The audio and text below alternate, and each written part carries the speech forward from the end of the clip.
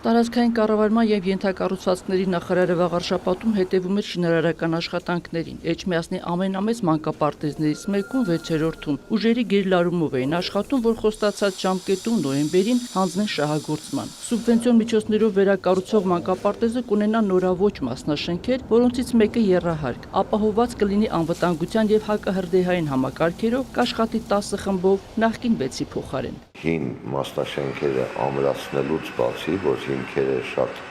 նախագծին համապատասխան ամրացված է եւ հարգելի միջ ծածկային պանելներն են ամրացված,